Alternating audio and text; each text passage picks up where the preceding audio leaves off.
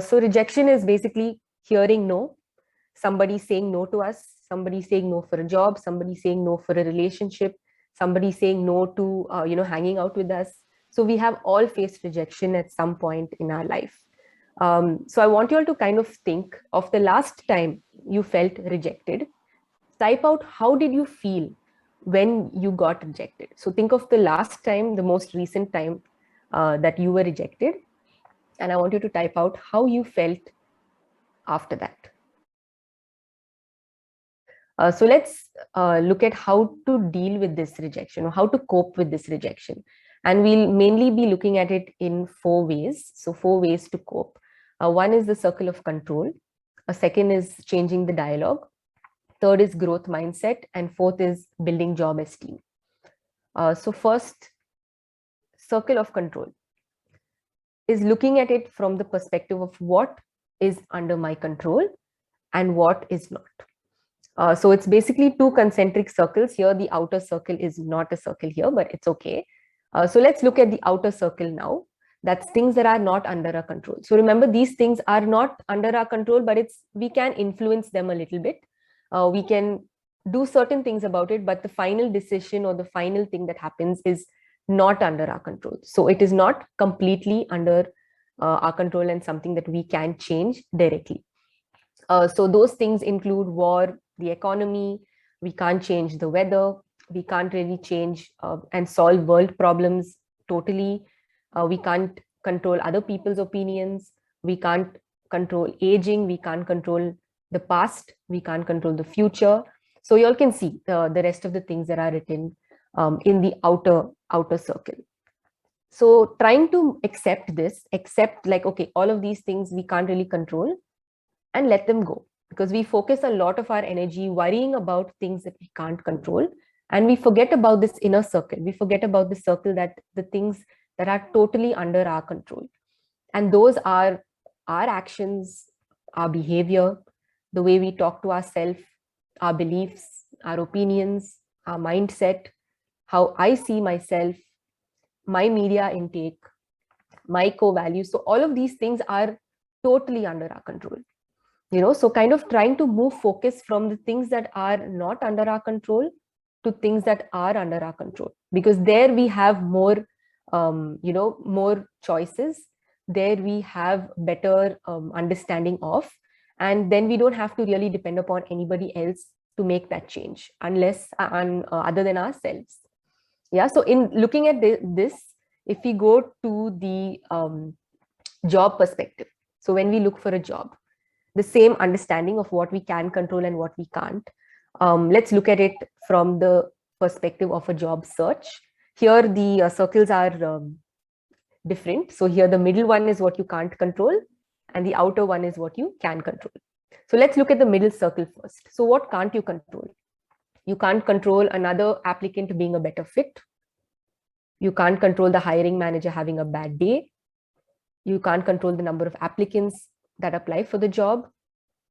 There are many, many other things that we can't control. We can't control if, what about the hiring manager? What if we had a fight with his wife and then he comes to talk to you?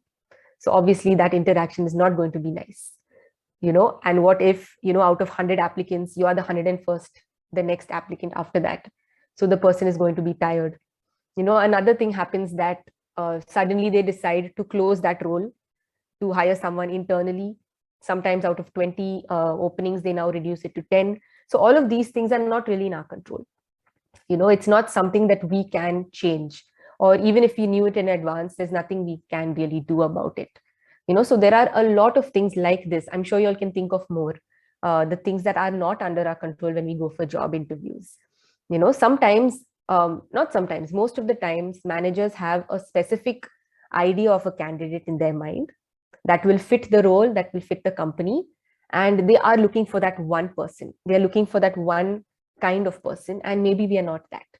Maybe we have done our maximum, we have done our best, we have prepared the best we can, we have like perfect CV, we have the perfect interviewing skills, all of that, but still we may not fit that candidate that they are having in mind. So all of these things are not under our control. So let's try to move from this focus to focusing on the things on the outer circle. And that is staying persistent, determined, working, going forward, and not really being demotivated about this. Tailoring our application to suit the role better. So kind of looking at each role you're applying for and changing your CV or changing the way you describe yourself accordingly. Writing an amazing resume that showcases your experiences and skills. So kind of seeing, how can I change my resume? Is there something better I can do? Can I add to my training? Can I add to my skills? Can I do some new courses? Can I do some new certificates? Pushing yourself out of your comfort zone. So not really sticking to only the jobs that we think we want, but also looking at what else is out there. What else can I apply for? So all of this is something that is completely under our control. I can look for different jobs. I can change my CV. I can, try to practice better to be good at talking. I can say yes to opportunities. I can kind of expand my horizons. I can talk to seniors about jobs. I can talk to potential employers about jobs. So all of these things are totally under our control. So try to move from focusing on this middle circle to focusing on the outer circle. And that is looking at it from that perspective. So going to the next way of coping with rejection is changing the dialogue. So it's changing the way we talk, changing the way we talk to ourselves, changing the way we talk to others about rejection. So try to avoid jumping to conclusions. Once or twice we get rejected and we immediately jump to the conclusion of, I'm never getting anywhere. Oh, I'm never going to get a job this year. Oh, I'm never going to get the salary I want. So kind of jumping to the conclusion of, I'm not good at this. Or, I'm never going to be good at any job. So we immediately jump to a conclusion, even after 1 or 2 interviews, or 1 or 2 rejections from friends, from family members, from relationships. We immediately jump, I'm not good enough. So try to avoid doing this. Try to avoid negative self-talk. That's like telling yourself, I'm worthless, I'm a loser, I can't even, say my name properly. I'm so nervous all the time, I can't even, talk clearly. So kind of negatively talking about yourself, it does not do any good. It just kind of pulls you back down, pulls you deeper into, already we are feeling rejected and feeling sad. So on top of that, if you say, you're worse than you think you are, you're a loser, all of that, it's like kind of hitting yourself back lower and lower. This is something that we can really avoid. And it's something that we all do. We can kind of try to stop doing this or try to change the way we talk to ourselves. And also dwelling on it for too long. Like what you all shared, rejection does make us feel bad. It makes us feel demotivated. It makes us feel like crying. And that's all okay. But keep a timeline in your mind. Like, okay, I'm going to feel sad about this for the next 2 hours. Or I'm going to feel sad about this for the next 2 days. And after that, I'm going to move forward and I'm going to apply to new jobs. I'm going to see what I can do to my CV. I can maybe talk to a senior and see and ask them to rate my interviewing skills, etc., etc. So don't dwell on it for too long, because that's just going to make us focus on what we can't change, and that is the past. So try to move the focus to the future, what we can influence, what we can change. Yeah. So avoiding these 3 things and trying to replace that dialogue with things like, have I done my best? Is there anything that I made mistakes in? And nowadays, a lot of interviews are online, so we can actually record ourselves doing the interview, play it back again, see what we made mistakes in, ask friends who we trust, is there something I can improve on? Is there something I can work on? Now, remember, do this from a, not from a lens of making fun of yourself or putting yourself down, because sometimes we look at ourselves and like, oh my God, I'm worse than I thought I was. Like try not to do that. So try to look at it from the lens of, how can I work on this? From a lens of compassion, from a lens of understanding, as you would do to a very close friend or a brother or a sister. Try to look at it that way. So how can I improve? Can I ask for feedback? So can I ask for feedback from the hiring team itself? Can I ask for feedback from my peers, from my seniors, from my teachers? And also thinking, it's okay, this happens. Rejection is part of life. It's normal. It's part of the process. It's something that everyone goes through. So replacing all of these things, those things with these sentences actually makes us feel better and pushes us forward instead of being stuck in that loop of getting, feeling bad about what happened.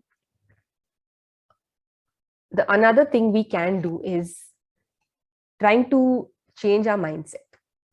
So moving from a fixed mindset to a growth mindset.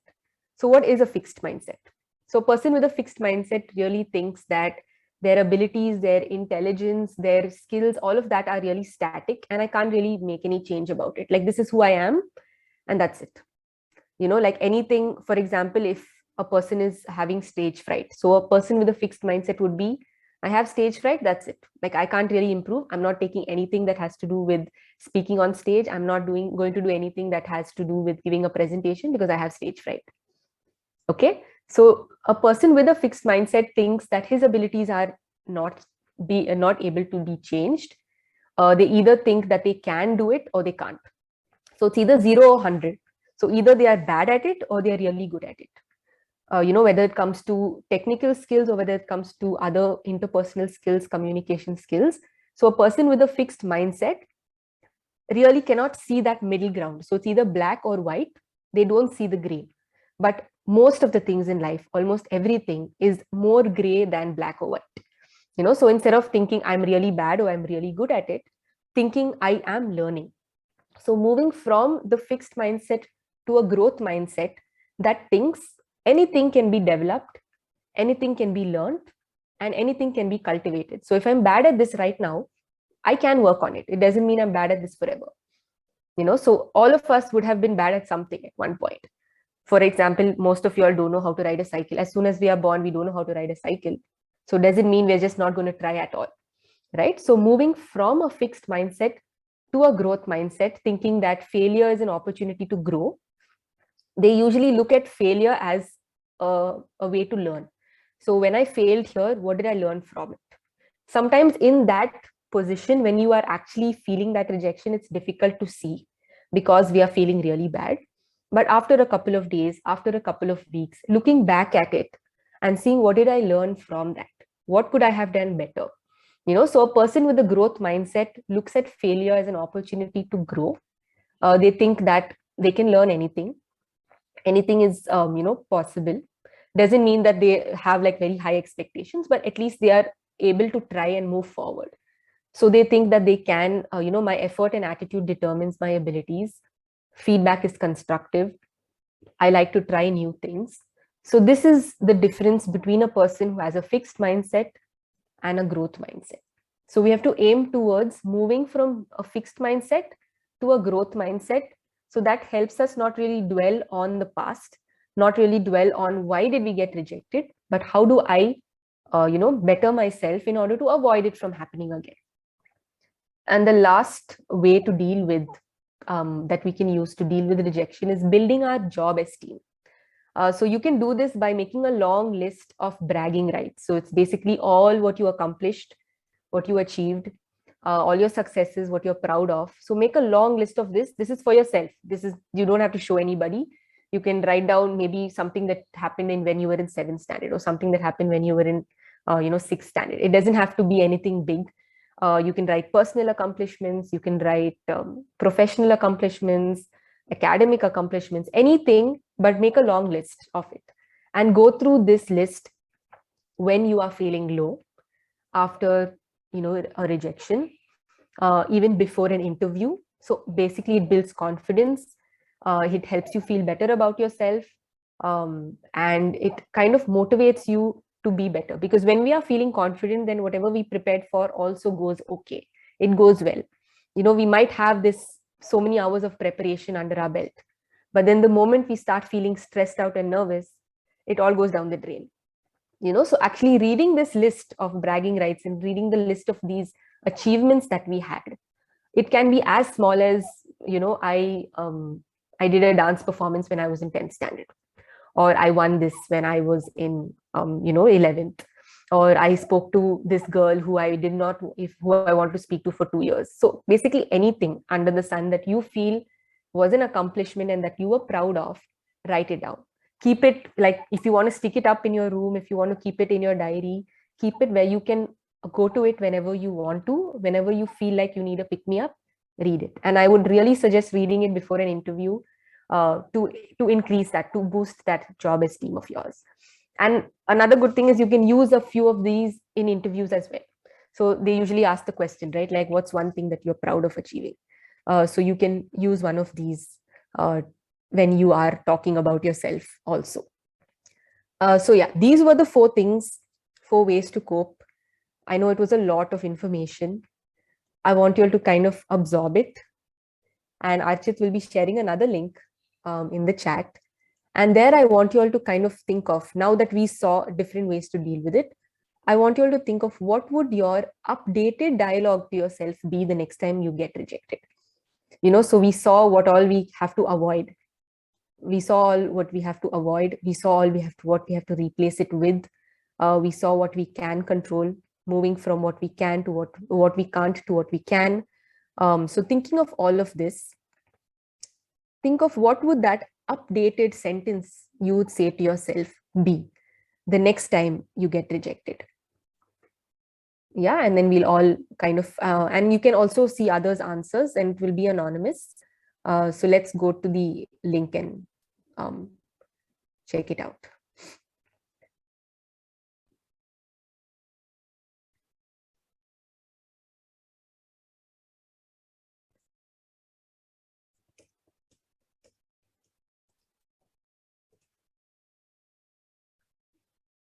Take some time, think about it. And yeah, because I know that there was a lot of information.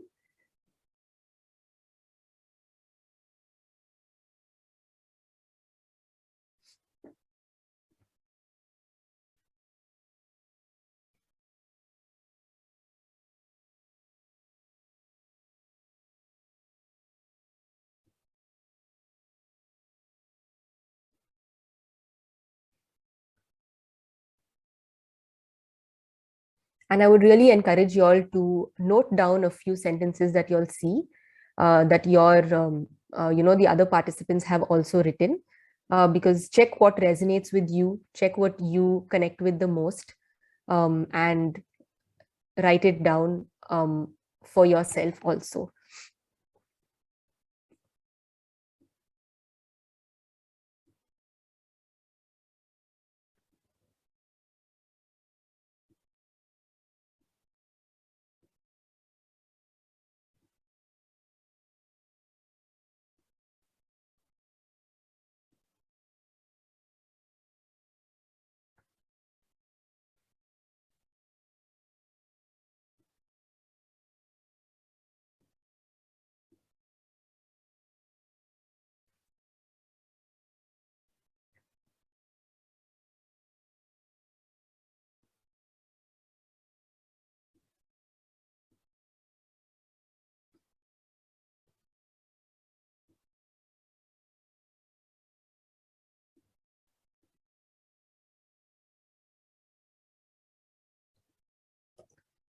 I'm just going to share my screen, just a second.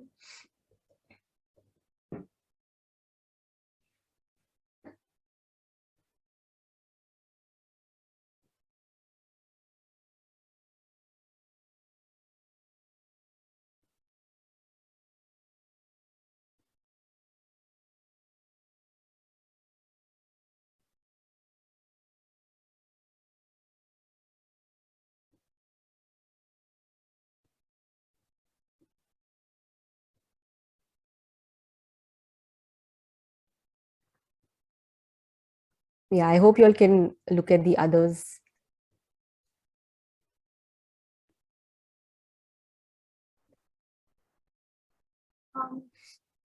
Yeah.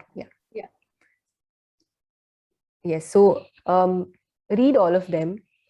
Try to remember them. If you feel like certain things are resonating with you more, please write them down and use them when you feel like. I can see some really nice responses, really nice dialogues you can say to yourself. Have I done my best? What all mistakes did I make? Yes. Let's make another try with more power. I am learning every day. How can I improve? There's somebody who wrote "Farak nahi padta." It means it doesn't matter. I don't care.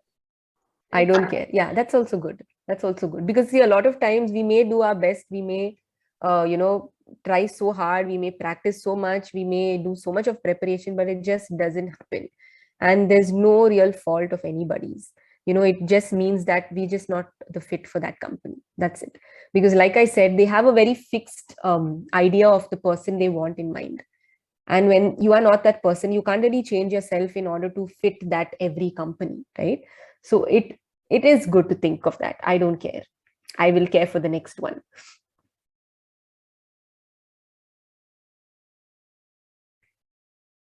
Yeah, an opportunity to do better. Yes. So thinking that, okay, the next time, what can I do?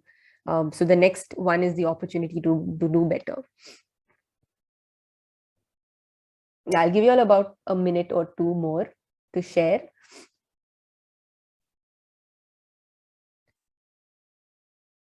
Okay, we want more responses. Come on, guys. Think of all of those what we spoke about. It's okay. All is well. I feel better and proud of my achievements. Yes, happiness is a choice. I'm choosing to be happy. And also remember, take that time to feel bad. Take that time to cry. Take that time to say, please don't talk to me. I'm feeling really bad right now. But after that, give yourself that timeline. After this, I will move away from feeling this and move towards trying for the next one, moving towards applying for different jobs. Yeah, I will keep hustling. I was the best in class presentation. I did go on a date with a girl I had a huge crush on. Everyone knew me. I was famous. See, this is all what you can tell yourself. Definitely will make you feel better. And remember, these are all very personal things, right? You don't have to really tell everybody. You can just tell it for yourself. So say whatever you need to say to push yourself and make yourself feel better. Okay, so yes, thank you. I hope you all have taken something out of it.